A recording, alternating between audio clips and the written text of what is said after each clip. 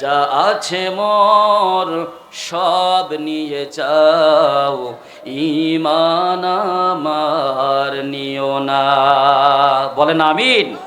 যা আছে মোর সব নিয়ে যাও, ঈমান আমার নিও না। ঈমান ছাড়া ও গো প্রভু মরণ আমায় দিও না, না না। যা আছে মোর সব নিয়ে যাও, ঈমান আমার নিও না। বলেন আমিন। সুতরাং যত পরীক্ষায় আসুক আল্লাহর রহমত নিয়ে যেন আমরা প্রত্যেক পরীক্ষায় পাশ করতে পারি, আল্লাহ তৌফিক দিন। সবাই বলেন আমিন।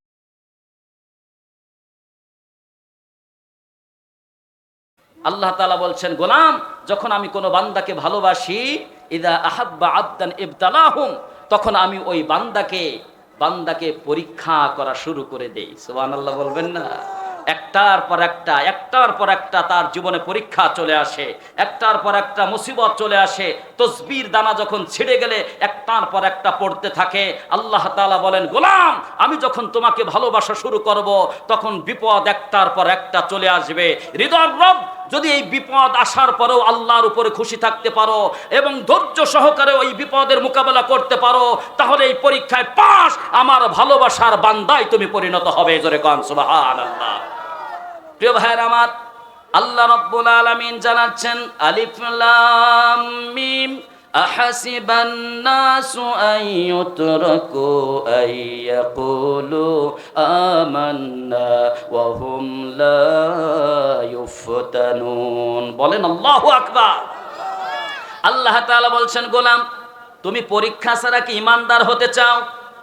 এই পৃথিবীতে যারা ঈমানের দাবিতে সত্যবাদী ছিল, যারা ঈমানের সার্টিফিকেট পেয়েছে, ঈমানের সার্টিফিকেট নিয়ে যারা কবর পর্যন্ত চলে গেছে, এমন একজন বান্দাকে তুমি দেখাইতে পারবা না যাকে আমি পরীক্ষা করি নাই।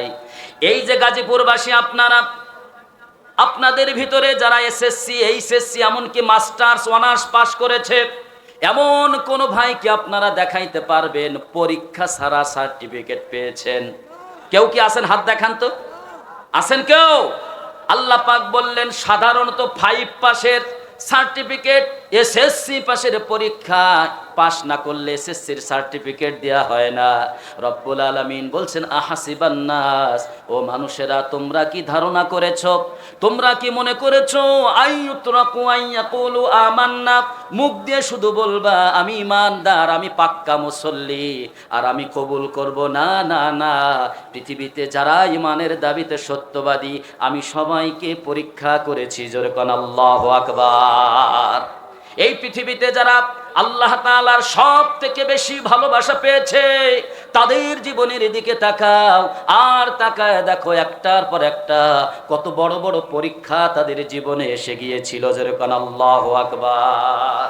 আমার প্রিয় ভাইয়েরা, তার মধ্যে 1 নম্বরে সব থেকে বড় পরীক্ষা দিয়েছিলেন আল্লাহর একজন জলিলুল কদর নবী এবং রাসূল, যার নাম হলো সাইয়্যিদুনা হযরত ইব্রাহিম আলাইহিস সালাতু ওয়াস সালাম। জোরে কান সুবহানাল্লাহ। আল্লাহ রাব্বুল আলামিন জানাচ্ছেন, ওয়া ইযিবতালা ইব্রাহিম রাব্বুহু বিকালিমাতিন ফাআতাম্মাহুন ক্বালা ইন্নী জাইলুকা লিন-নাসি ইমামা। জোরে কান আল্লাহু আকবার। আল্লাহ তাআলা বলেন, স্মরণ করো তোমার জাতির পিতা হযরত ইব্রাহিম আলাইহিস সালাতু ওয়াস সালামের কথা। আমি রব্বুল আলামিন একটা নয়, দুইটা নয়, বড় বড় অনেক পরীক্ষা দিয়ে ইব্রাহিম নবীকে আমি পরীক্ষা করেছি। জোরে কোন আল্লাহু আকবার। ফাতাম্মাহুন, ও গোলামেরা, এই যে সূরা বাকারা পড়ে একটু দেখো, তোমাদের জাতির পিতা হযরত ইব্রাহিম আলাইহিস সালাতু ওয়াস সালাম প্রত্যেকটা পরীক্ষায় শুধু পাস নয়, গোল্ডেন A+ নিয়ে পাস করেছে। আমার প্রিয় ভাইরা, হযরত ইব্রাহিম নবীর জীবনের সবচেয়ে বড় বড় 5টা পরীক্ষা এসেছিল। তার মধ্যে 1 নম্বর পরীক্ষা হচ্ছে ইলকাহু ফিন্নার, তাকে অগ্নিকুণ্ডের মধ্যে নিক্ষেপ করা হয়েছিল, আগুনের ভিতরে ফেলে দেওয়া হয়েছিল। কি অপরাধ? জাতির পিতা ইব্রাহিম আলাইহিস সালাতু ওয়াস সালামের কোনো অপরাধ ছিল না, একটা মাত্র অপরাধ ছিল, তিনি ইবাদত করতেন একজনের। তিনি কে? রব মানতেন, মালিক মানতেন, প্রভু মানতেন, আইনদাতা বিধানদাতা মানতেন একজনকে। তিনি কে? আর ওই দেশের মধ্যে একজন ফ্যাসিস্ট স্বৈরা শাসক ছিল। ওই সময় একজন স্বৈরা শাসক ছিল, তার নাম কি? সবাই বলেন নাম কি? নমরুদ বলল, আমার দেশে থাকতে হলে, আমার এই রাষ্ট্রের মধ্যে থাকতে হলে আল্লাহকে রব মানা যাবে না, আমাকে রব মানতে হবে। আমার প্রিয় ভাইরা, ইব্রাহিম বললেন, এই জীবন চলে যাবে, আমার সংসার চলে যাবে, আমার সহায় সম্পত্তি সব চলে যাবে, কিন্তু আল্লাহর খলিল ইব্রাহিম ঈমান ছাড়বে না। সব দিতে রাজি, আমি ঈমান দিতে রাজি নই।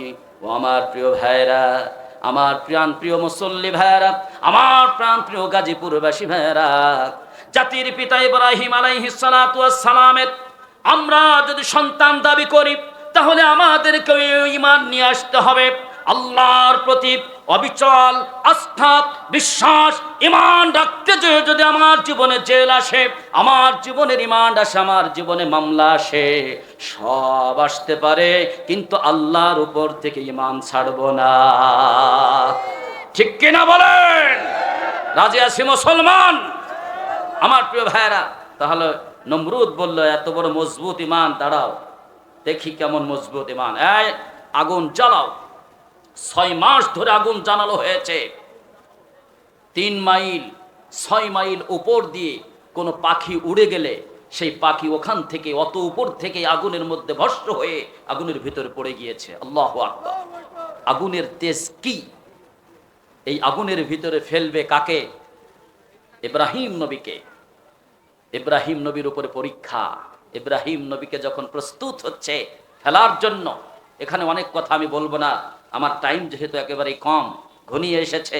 ইব্রাহিম নবীকে যখন ফেলবে, তখন ফেরেশতা এসে বলছে, আপনি শুধু বলুন, একবার বলুন, আমার এই যে 600 পাখা লাগবে না, এক পাখারের সামান্য একটু বাতাস দিলেই নমরুদের এত দিনের জ্বালানো আগুন একেবারে নিঃশেষ হয়ে যাবে, শেষ হয়ে যাবে। জোরে কান আল্লাহু আকবার। বলছে, তোমার সাহায্য লাগবে কেন? আমি তো সেই আল্লাহর ইবাদত করি না, আমি তো সেই আল্লাহর ইবাদত করি না যে ফেরেশতার মাধ্যমে তার সাহায্য করতে হবে। ঠিক কিনা বলেন? আমি সেই আল্লাহর ইবাদত করি যেই আল্লাহ কোনো কারো কিছুর মুখাপেক্ষী নয়, পৃথিবীর সব কিছু তার মুখাপেক্ষী। ঠিক কিনা বলেন? আমি সেই আল্লাহর প্রতি বিশ্বাস এবং ঈমান এনেছি। গোটা পৃথিবী সৃষ্টি করার জন্য তার ইঞ্জিনিয়ারের প্রয়োজন নাই, মিস্ত্রির প্রয়োজন নাই, তিনি শুধু বলেন কোন, সাথে সাথে ফায়াকুন হয়ে যায়। জোরে কান সুবহানাল্লাহ। প্রিয় ভাইয়ের আমার, সবাই এসে বলল, আমরা একটু নিবানোর চেষ্টা করি। ফেরেশতারা বলল, আমরা নিবানোর চেষ্টা করি। বলছে, না, আমার রব্বুল আলামিনের প্রতি আমি বিশ্বাস রেখেছি, ঈমান রেখেছি। আমার রব, তিনি আমার জন্য যথেষ্ট। জোরে কান সুবহানাল্লাহ। আল্লাহ পাক বললেন, কুলনা ইয়া নারু কুনি বারদাও ওয়া সালামান আলা ইব্রাহিম। জোরে কান আল্লাহু আকবার। আগুনের ভিতরে যখন ফেলা হলো, রব্বুল আলামিন আগুনকে নির্দেশ দিলেন, আগুন রে, আমার খলিলের জন্য, আমার বন্ধুর জন্য একেবারে শান্তিদায়ক ঠান্ডায় রূপান্তরিত হয়ে যাও। জোরে কান সুবহানাল্লাহ।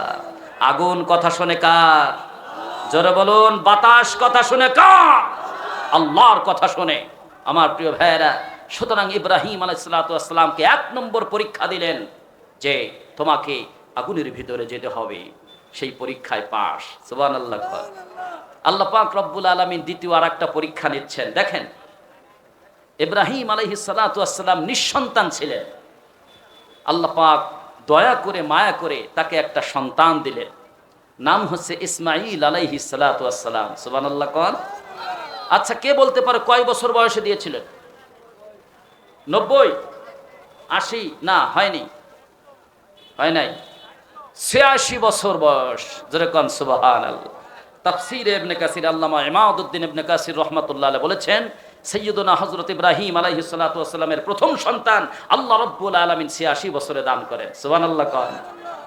আল্লাহ পাক বললেন সন্তান হলো, ও ইব্রাহিম যাও, আর দেরি করা যাবে না, এই সন্তানকে এবং তার মা হাজারকে নিয়ে ওই মরুভূমি জাজিরাতুল আরবে রেখে আসো, নির্বাসনে পাঠিয়ে দাও, তোমার সংসার বিসর্জন দিয়ে আসো।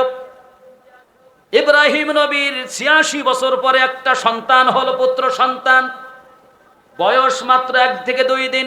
এই সময় আল্লাহ পাক অর্ডার দিলেন, তাড়াতাড়ি যাও মরুভূমি জনমানব শূন্য প্রান্তরে রেখে চলে আসো। একটু প্রশ্ন করেন নিজের কাছে, আল্লাহ যদি আমাদের মতো মানুষের কাছে এই বিধানটা পাঠাইতো আমরা কি করতাম? ইব্রাহিম নবী একটা সেকেন্ডও ভাবে নাই, চিন্তা করে নাই। আল্লাহ রব্বুল আলামিন অর্ডার করার সাথে সাথে ডাক দিয়ে বলছেন, প্রাণের বিবি হাজার রে, ইসমাইলকে নিয়ে রেডি হও, মরুভূমিতে চলে যেতে হবে। জোরে কোন আল্লাহু আকবার। ইয ক্বালা লাহু রাব্বুহু আসলিম ক্বালা আসলামতু লিল্লাহি রাব্বিল আলামিন। জোরে কোন আল্লাহু আকবার। আল্লাহ পাক বললেন এখনই আত্মসমর্পণ করতে হবে। ইব্রাহিম নবী একটা সেকেন্ড দেরি করে নাই, সাথে সাথে আল্লাহর কাছে বললেন আসলাম তো, কমপ্লিট ভাবে আপনার দরবারে আত্মসমর্পণ করলাম। সুবহানাল্লাহ কোন। এই সন্তানের বয়স যখন 13 বছর হয়ে গেল, তরুণে যাবে কিশোর বয়স, এই সময় রব্বুল আলামিন ইব্রাহিমের কাছে দেখতে পেল এবার ইব্রাহিমের বিভিন্ন কাজে সহযোগিতা করে। হাতের লাঠি হয়ে গেল ইসমাইল আলাইহিস সালাতু ওয়াস সালাম, পানি আগায় দেয়, বাজারের সবকিছু করে দেয়, সব কাজে সহযোগিতা করে। এই সময় ফেরেশতারা বলছে, ওগো আল্লাহ, ইব্রাহিম নবী তো একজন সাহায্যকারী পেয়ে গিয়েছে। আল্লাহ পাক বলছেন তাই নাকি? সন্তানের উপরে তার মহব্বত ঢুকে গেছে। ফেরেশতা বলে, এবার আল্লাহ পাক বলছে দাঁড়াও, তোমরা আমার খলিলকে চেনো না, আমার মহব্বত আমার খলিলের অন্তর বেশি না সন্তানের মহব্বত বেশি, এইটা একটু পরীক্ষা করি। আল্লাহ পাক ডাক দিয়ে বলছেন, ও ইব্রাহিম, ইব্রাহিম তোমাকে অর্ডার করছি, তোমার এই কলিজার টুকরা সন্তান, এই সন্তানকে জবাই করে দিতে হবে, কোরবানি করে দিতে হবে। আমার প্রাণপ্রিয় গাজীপুরবাসী, আমার মুসলমান ভাইয়েরা, 13 বছরের সন্তান হলো, এত বছর পরে তার প্রতি কত ভালোবাসা। রব্বুল আলামিন পরীক্ষা করতে চাইলেন আমার মহব্বত বেশি না সন্তানের মহব্বত বেশি, একটু দেখি। আল্লাহ পাক যখনই অর্ডার করলেন, সাথে সাথে আল্লাহ কোরআনের আয়াত নাজিল করে জানাচ্ছেন ইব্রাহিম কি জবাব দিয়েছিল। দেখো, ফালাম্মা আসলামা ওয়া তাল্লাহু লিল জাবিন ওয়া নাদাইনাহু আইয়া ইব্রাহিম قد صدقت الرؤيا إنا كذلك نجزي المحسنين زرقن الله أكبر রব্বুল আলামিন বলছেন, ও ইব্রাহিম সন্তানকে জবাই করো। ইব্রাহিম বললেন সন্তানকে রেডি করে দাও। আল্লাহ রব্বুল আলামিন দিয়েছেন, আল্লাহর জন্যই সন্তানকে কোরবানি করে দিব। চিৎকার মেরে বলেন আল্লাহু আকবার। আমার প্রিয় ভাইরা, সুতরাং এতগুলো কোরবানি দেওয়ার পরে নিজের সন্তান কোরবানি করে দেয়, সম্পদ কোরবানি করে দেয়, নিজের জীবন পর্যন্ত আল্লাহর কাছে যখন কোরবানি করে দিল, আল্লাহ পাক বলছেন ইন্নী জাইলুকা লিন্নাসি ইমামা। ইব্রাহিম রে, এতগুলো পরীক্ষায় তুমি পাশ করেছো, একটা সেকেন্ড দেরি করো নাই, অর্ডার দেওয়ার সাথে সাথে পালন করেছো। ইব্রাহিম রে, তোমাকে খালি হাতে ফেরত দেব না, যাও গোটা পৃথিবীর মুসলিম মিল্লাতের লিডার নেতা বানিয়ে দিলাম। জোরকান সুবহানাল্লাহ। মিল্লাতা আবিকুম ইব্রাহিম হুয়া সাম্মাকুমুল মুসলিমিন। জোরকান আল্লাহু আকবার। গোটা পৃথিবীর মুসলিম জাতির পিতা হিসাবে আমি আল্লাহ তোমাকে ঘোষণা করে দিলাম। জোরকান সুবহানাল্লাহ। জাতির পিতা হতে গেলে এমন কুরবানি দেয়া লাগে, জাতির পিতা হতে গেলে আল্লাহর জন্য সব কুরবানি করা লাগে। কথা বলেন ঠিক কিনা? জাতির জন্য কোরবানি যদি না করো তাহলে কিভাবে জাতির নেতা হবা? ঠিক কিনা বলেন? প্রিয় ভাইরা আমার, সুতরাং আমার জাতির পিতা ইব্রাহিম আলাইহিস সালাতু ওয়াস সালাম এতগুলো পরীক্ষায় তিনি গোল্ডেন A+ নিয়ে পাশ করলেন। রব্বুল আলামিন যদি আমাদের পরীক্ষা নিতে চান, সুতরাং আমরা কি পরীক্ষা দেওয়ার জন্য রেডি আছি? প্রস্তুত আছি মুসলমান? ফজরের সময় পরীক্ষায় পাশ করেন তো? হ্যাঁ, ফজরের পরীক্ষায় পাশ, জীবন দেওয়ার পরীক্ষা পরে বললাম। ফজর শীতকালীন 5 ওয়াক্ত নামাজের পরীক্ষায় কারা কারা পাশ করেন? হাত দেখাইতে বললেন তো বিপদে পড়ে যাবেন, ঠিক কি না বলে? প্রিয় ভাইরা আমার, একটা জিনিস মনে রাখবেন, যেই ইবাদতে কষ্ট বেশি, তাকলিফ বেশি, আল্লাহ রব্বুল আলামিন ওই ইবাদতে সওয়াব দিয়ে দেন বেশি। সুবহানাল্লাহ। ফজরের সময়, এই শীতের রজনীতে ফজরের সময় অজু করে মসজিদে যাওয়া অনেক কষ্ট লাগে, অনেক কষ্টকর হয়ে যায়। তারপরেও যেই ব্যক্তি অজু করে মসজিদের দিকে যখন রওনা হয়ে যায়, আমার রাসূল বলছেন আল্লাহ রাব্বুল আলামিন 2 জন বান্দাকে দেখে আরশে আজিম থেকে মুস্কি হাসি উপহার দেয়। সুবহানাল্লাহ, জোরে বলবেন না? আমরা বললাম, গো রাসূল, কোন সেই বান্দা যাকে দেখে আল্লাহ মুস্কি হাসি দেয়? রব্বুল আলামিন জানাচ্ছেন, রাসূল আপনি জানায় দেন, যেই বান্দা শীতের রজনীতে সুন্দরী রমণীর সংস্পর্শকে কোরবানি করে, আরামের বিছানাকে কোরবানি করে, আসসালাতু খায়রুম মিনান নাওম, এই আহ্বানে সাড়া দিয়ে ঘন কুয়াশার ভিতরে চাদর গায়ে দিয়ে শীতের কাপড় পোশাক পরিধান করে গুটি গুটি পায়ে যখন মসজিদের দিকে রওনা হয়ে যায়, আমার রব্বুল আলামিন এই বান্দার উপরে এতটা খুশি হয়ে যায়, রব্বুল আলামিন আরশ থেকে বান্দার জন্য মুস্কি হাসি উপহার দিয়ে দেয়। ও আমার প্রাণ প্রিয় মুসল্লি ভাইরা, আল্লাহকে প্রতিদিন এক একটা মুস্কি হাসি দিয়াতে চান কে কে? হাত দেখান, লিল্লাহি তাকবীর। আল্লাহ কবুল করুন, সবাই বলেন আমিন। এই যে বাংলাদেশে একজন লিডার এসেছেন, জনাব তারিক রহমান সাহেব, উনার আপনার সাথে সাক্ষাৎ করে আপনি যদি একটু হাত মিলাইতে পারেন, কালকে দেখলাম কত বড় বড় লিডার কত চেষ্টা করে, সবাই কি তার সাথে দেখা করতে পারতেছে? জলে বলুন, পারে? পারে না। অনেক প্রোটোকল নিয়ে সেখানে যেতে হয়, সবাই পারে না। কিন্তু আপনার যদি ডেকে বলে আসো, তোমাকে আমি চিনি, হাত মিলাও, এবং তোমার সাথে কুশল বিনিময় করে এবং হাসি দেয়, এই বান্দা কিয়ামত পর্যন্ত বংশধররেও বলে যাবে, এই যে আমার সাথে সাক্ষাৎ করলে এই ছবিটা আমার দেওয়ালে টানায় রাখবি। এই কথা বলেন না কারো? আমার বংশধার যারা আসবে 100 বছর 200 পর্যন্ত এই ছবিটা দেখাবি, কারণ তারেক রহমানের সাথে আমার একটা ছবি আছে। ঠিক কিনা বলেন? এত খুশি হবে রব্বুল আলামিন যদি আপনাকে দেখে, আব্দুল করিম তুমি আজকে ফজরের নামাজে গিয়েছো শীতের ভিতরে, আমি তোমার নাম বললাম, মুখ দিয়ে উচ্চারণ করলাম, আমি আরশ থেকে তোমার জন্য একটা মুস্কি হাসি হাদিয়া পাঠাই দিলাম। যেরকম সুবহানাল্লাহ। তাহলে আমার আপনার মতো সৌভাগ্যবান বান্দা আর কেউ হবে? কেউ হবে না। সুতরাং আমরা প্রতিদিন আল্লাহকে হাসি দিয়াবো, পারবো ইনশাআল্লাহ। 2 নম্বর ব্যক্তি হলো সেই যেই বান্দা আল্লাহর জমিনে দিনকে বিজয় করার জন্য, কালিমাকে উড্ডীন করার জন্য, আল্লাহর জমিনে আল্লাহর বিধানকে প্রতিষ্ঠা করার জন্য, দ্বীন ইসলামকে কায়েম করার জন্য সম্পদ কোরবানি করে দেয়, নিজের জীবনের সমস্ত শখ আহ্লাদ কোরবানি করে দেয়, সাহাবা আজমাইনদের মতো জীবনের সব শখ আহ্লাদকে কোরবানি করে দেয়, এবং এর বিনিময়ে চায় আল্লাহর জমিনে আল্লাহর দ্বীনকে কায়েম প্রতিষ্ঠিত হয়ে যায়। আল্লাহর জমিনে আল্লাহর দ্বীনকে বাস্তবায়ন করতে যাইয়া নিজের জীবনের সমস্ত ইনকাম, সমস্ত সহায় সম্পত্তি কোরবানি করে। এমনকি আল্লাহ যখন চায়, ও গোলাম, এই পখন আল্লাহর জমিনে আল্লাহর দ্বীনকে বাস্তবায়ন করার জন্য সাহাবীদের মতো জীবন পর্যন্ত দিতে হবে। এইভাবে যারা মাল কোরবানি করে, জান কোরবানি করে আল্লাহর জমিনে আল্লাহর দ্বীনকে প্রতিষ্ঠা করার জন্য সব কোরবানি করে দেয়, যায়, কিছুই ফিরে আসে না। আমার রব্বুল আলামিন আরশ থেকে এই বান্দার উপরে খুশি হয়ে একটা মুস্কি হাসি উপহার দেয়। জোরে কান সুবহানাল্লাহ।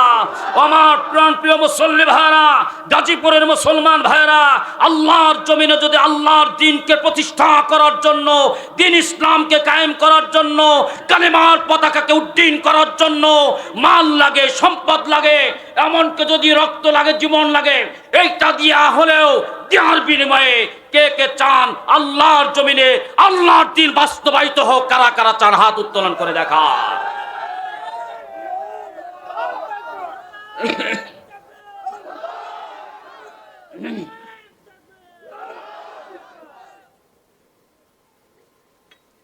আমার প্রিয় ভাইরা, তাহলে রব্বুল আলামিন যাকে ভালোবাসেন তাহলে তার ভিতরে কয়েকটা আলামত পাওয়া যায়। অর্থাৎ 2 নম্বর আলামত হলো আল্লাহ তাকে বিভিন্ন পরীক্ষার মধ্যে ফেলে দেয়। ঠিক কিনা বলেন? দেখি আমার বান্দা প্রকৃত ইমানদার কিনা, আমার বান্দার ভিতরে ইমানটা কতটা মজবুত, এটা আমরা দেখতে চাই। ও আমার মুসলমান ভাইরা, আমরাও ইব্রাহিম নবীর মতো কি বলতে পারবো আমার জীবনে সব আল্লাহ তুমি নিয়ে যাও, কিন্তু আমার বক্ষ থেকে যেন ইমান না যায়? এটা আমরা চাই। আল্লাহ কবুল করুন, সবাই বলেন আমিন। যা আছে মোর সব নিয়ে যাও, ঈমান আমার নিও না। বলেন আমিন। যা আছে মোর সব নিয়ে যাও, ঈমান আমার নিও না। ঈমান ছাড়া ও গো প্রভু মরণ আমায় দিও না, না না। যা আছে মোর সব নিয়ে যাও, ঈমান আমার নিও না। বলেন আমিন। সুতরাং যত পরীক্ষায় আসুক আল্লাহর রহমত নিয়ে যেন আমরা প্রত্যেক পরীক্ষায় পাশ করতে পারি, আল্লাহ তৌফিক দিন। সবাই বলেন আমিন। আমার প্রিয় ভাইয়েরা, এরপরে যে ব্যক্তিকে আল্লাহ ভালোবাসেন তাকে নেক কাজ করার সুযোগ দেয়। সুবহানাল্লাহ বলবেন না? এই যে মাহফিলে সবাই আসতে পারে না, এখনো আড্ডায় আছে, যাদেরকে আল্লাহ নিয়ে আসছেন বুঝবেন আল্লাহ এদেরকে ভালোবাসে। ঠিক কিনা বলেন? প্রিয় ভাইয়েরা আমার, এরপরে আল্লাহ তাআলা যাকে চান, ভালোবাসতে চান, আল্লাহ তাআলা তার ব্যবহারটা আল্লাহ কমল করে দেয়। সুবহানাল্লাহ কর। তার মুখ দিয়ে শুধু মিষ্টি কথা বের হয়, তার মুখে হাসি থাকে, মিষ্টি ভাষায় তিনি কথা বলেন। জোরে কন সুবহানাল্লাহ। আমার প্রিয় ভাইয়েরা, নেক কাজের সুযোগ তাকে বেশি দেওয়া হয় আল্লাহ যখন কোনো বান্দাকে ভালোবাসে। সবাই দেখবেন নেক কাজের কথা বললে মন খারাপ হয়, ভুরু কুচকায়, চেহারা কালো হয়ে যায়, কিন্তু যেই বান্দাকে আল্লাহ ভালোবাসে নেক কাজের সুযোগ আসার সাথে সাথেই 2 হাত খুলে হৃদয় দিয়ে সেই কাজের মধ্যে অংশগ্রহণ করে। এমন বান্দা আছে না নাই? জোরে বলেন আছে না নাই? যেমন আজকের এই যে মাহফিল, কোরআনের মাহফিল, ঠিক কিনা বলেন? এই এলাকাবাসী সবাই মিলে স্বতঃস্ফূর্তভাবে সবাই অংশগ্রহণ করে টাকা দিয়ে, পয়সা দিয়ে, মেধা বুদ্ধি দিয়ে এত সুন্দর কোরআনের আয়োজন করেছে। এটা নেক কাজ। এই নেক কাজের সুযোগ সেই বান্দাই লুফে নিয়েছে যেই বান্দাকে আল্লাহ ভালোবেসেছে। জোরে কোন সুবহানাল্লাহ। প্রিয় ভাইয়ের আমার, এখানে হচ্ছে হিলফুল ফুজুল নামের একটি সংগঠন আপনারা দেখতে পাচ্ছেন। হিলফুল ফুজুল এত সুন্দর একটা সংগঠন। বলেন তো এই সংগঠনটা শুরু হয়েছিল কোথা থেকে? কে বলতে পারবে? এই সংগঠনটা শুরু হয়েছিল মক্কা নগরীতে, এবং আমাদের প্রিয় নবী মুহাম্মদুর রাসূলুল্লাহ সাল্লাল্লাহু আলাইহি ওয়াসাল্লাম তিনি এই সংগঠনটা শুরু করেছিলেন। সুবহানাল্লাহ বলবেন না? কি সে উদ্দেশ্য ছিল? এই সংগঠনের মেন থিম কি ছিল? কয়েকটি লক্ষ্য ছিল এই সংগঠনের। তার মধ্যে অন্যতম সংগঠন উদ্দেশ্য ছিল যে অসহায় মানুষকে সাহায্য করা। সুবহানাল্লাহ। অসহায় মানুষকে সাহায্য করতে চান কে কে? রাজি আছেন মুসলমান? আল্লাহ কবুল করুন, সবাই বলেন আমিন। বিশ্ব নবী মুহাম্মদুর রাসূলুল্লাহ সাল্লাল্লাহু আলাইহি ওয়াসাল্লাম জানাচ্ছেন, ও আমার উম্মতেরা শুনে রাখো, শুনে রাখো, যদি তোমরা একজন অসহায়, একজন সাঈ আলাল আরমালাতি কাল মুজাহিদি ফি সাবিলিল্লাহ,